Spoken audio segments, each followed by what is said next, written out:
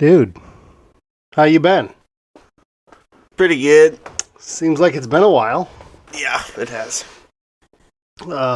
So obviously, this is a jiu-jitsu podcast. Yeah. I'm not trying to bring up any sore subjects, but I think it's fair to let everybody know what you've been up to, where you've been. That way they don't think you're just lazy and skipping it. So before we go there, though, I think it's important for everybody to know that 7 minutes ago he was sleeping. So he had very little warning that we were going to do this. So Tanner, why don't you give us a brief history of your jiu-jitsu journey? Well, it started back in November of 2020. I want to say it was November 17th. I started with one of my friends, still talk to him here and there to this day, named Gavin Stamper. And we were driven. We were very driven. We wanted to make it as far as we could. We had it mapped out on, we were going to get to this point by this date. Here. And to my surprise, not his, Gavin quit. He moved in with his girlfriend by March. Didn't even make it to his green belt. But I stayed. I made it to my blue belt eventually. I was very proud of that. I just fell out of it ever since. So when he started, he had no experience whatsoever. None. And you were playing catch up from the time that you were taking class, that you had taken class when you were much younger, right? Yeah. Now, what motivated you to come back? Like, what was the thing that you were like, all right, I'm going to give this a big push?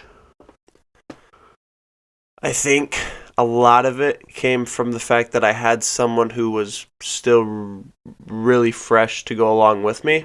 Thought that was helpful. Someone who was driven as far as I was driven. And I think we were like pushing each other, which helped.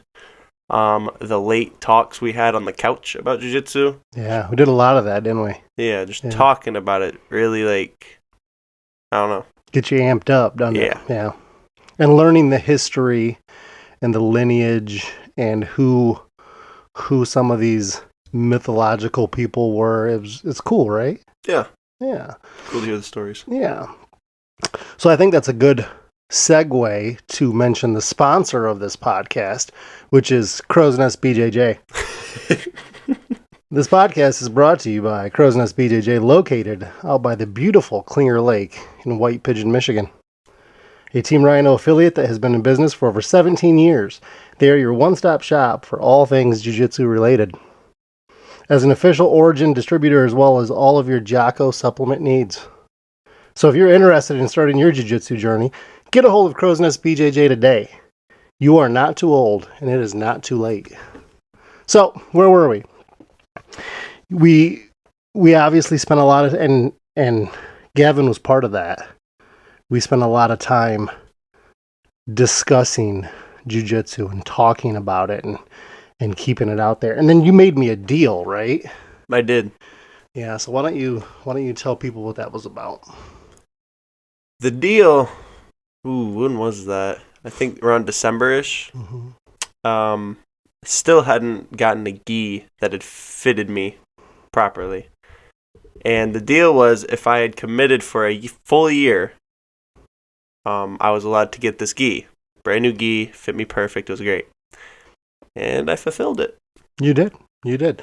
And the deal from a father perspective was if you gave me, at least what the deal meant to me was if you gave me one solid year, one full year of commitment, then I could no longer rag on you for not doing it, right? Like, you didn't even know if you liked it or not at the time. So from a father's point of view, it was like, give me 12 months, and then you can make up your own mind. You can come and go, but give me 12 months. And in that 12 months, along with the previous training you had when you were younger, you were able to get your blue belt. Yeah. So from a father's perspective, my job's done. I mean, I opened the gym as a white belt. I had a traditional black belt, but I opened the gym as a 4-stripe white belt teaching jiu-jitsu.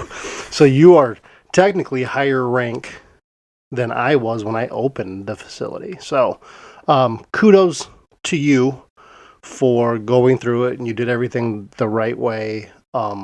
You were able to test live in front of our professor, and you were able to do everything the right. There was no shortcuts, is what I'm saying. There's nothing that was handed to you. Do you feel that you were slighted, cheated, or given anything along the way? I feel like if I could go back, like start back at white belt, no memory of any of that, I feel like I would have taken more time to get here. Because sometimes when I do show up, back when I was still, every Tuesdays, Thursdays, Saturdays, even Wednesdays when that was a thing, I felt like I've earned the belt, I've earned the stripes or whatever I had, no matter where I was. But I felt like I was moving too fast, and I sure knew the curriculum, but I couldn't apply a lot of it, it felt like. And I think that was just because lack of time on the mat. That's very insightful.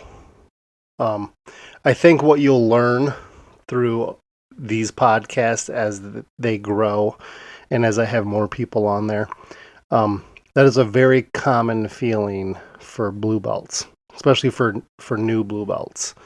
I was a blue belt for 10 years, and it wasn't until like the 8th year that I thought, you know what, I think I'm ready for my purple belt. Because we hold these ranks in such high regard. We put them on a pedestal, if you will, and it's hard to get your blue belt. It's not an easy thing to accomplish. So once you finally get there and you come to class and you get smashed, you feel like, what the heck, man? Like, I don't even deserve this. I've had other blue belts within this month tell me that while they're rolling with me. While they're rolling with a brown belt, which is me, that has been doing jiu-jitsu for 17 years.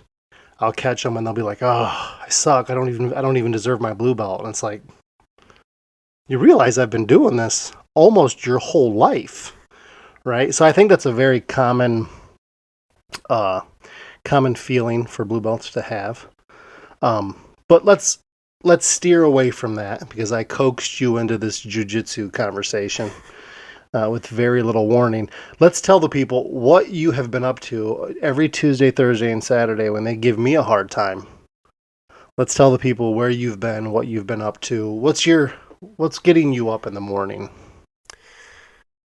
Well, I guess if we're going to talk about really, because inevitably this is where the conversation is going to go, I feel like why I stopped being consistent was back in November. I started playing around with weights. Had no clue what I was doing, but just getting a feel for, benching, curling, just being consistent in the gym.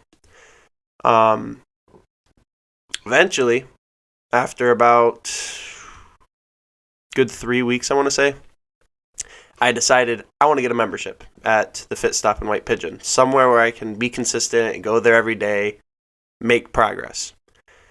And I did the same thing with 3 of my friends, and we have been going ever since. It started with I was going to not let it budge jiu-jitsu. I was going to make sure jiu-jitsu was still on top. Lifting was more of like a side thing. If I had time after school, go there, race home, get to class, be all good. But after, man, what's it been? 2 months? Yeah. 2 good months of me not showing up consistent. Yeah.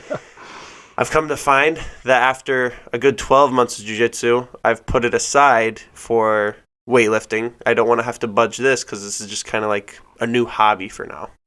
I'm not done with jiu-jitsu. Sure. It's funny how that works. Now,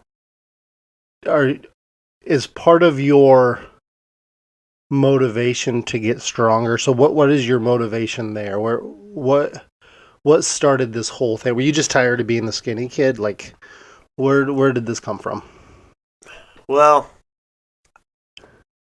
there's a lot of answers to that. There really is.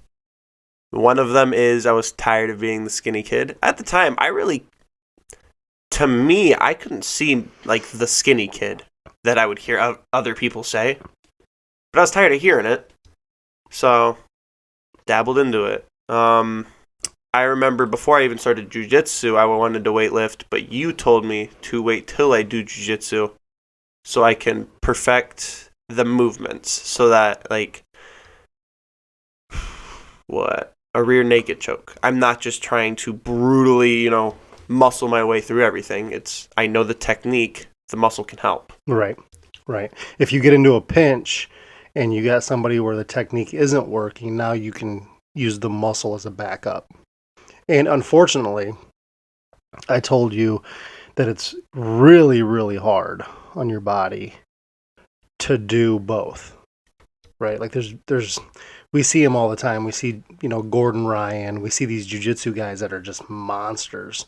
So when I sit here and tell you it's really hard on the body, and then you see people like that, it's like, what are you talking about?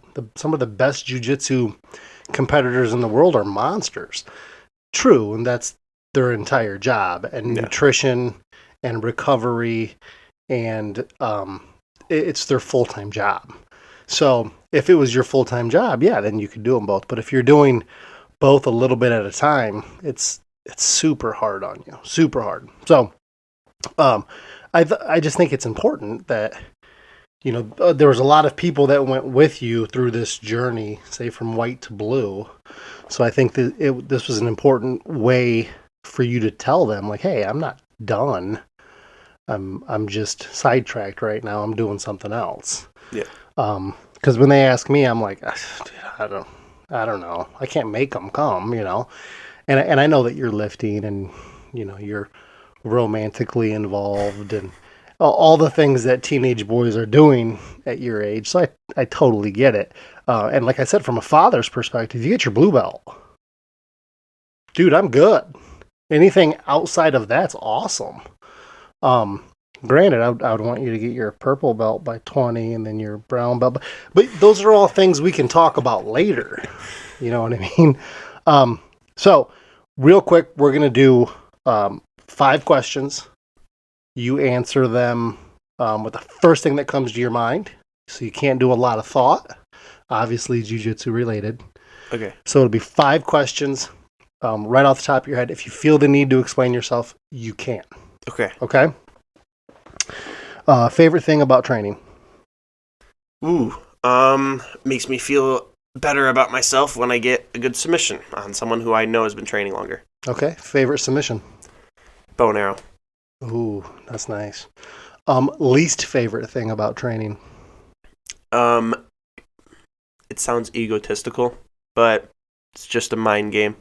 When I get stumped by a lower rank, even if they've been there longer, like white belt Scotty. Right. Clearly he's going to be better, but the belt color just messes with your head sometimes. Yeah. You've been gone so long, you may not realize he's a blue belt now. No, I'm okay, all right. 2 more questions. Who's your favorite person to roll with? Ooh, it's a rough one, right? That is a rough one. I like rolling with Powell. Yeah, he's fun. What is the number one piece of advice you would give somebody joining jiu-jitsu if tonight was their first class? Like if I knew they were going to stick with it, like for like how I did. You don't know. Like a year? You don't know. They might be there a week. They might be there 5 years. Ooh. Don't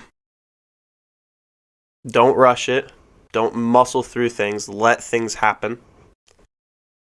Man, that's just a hard question, isn't it? Probably like what you told me. Just give it time.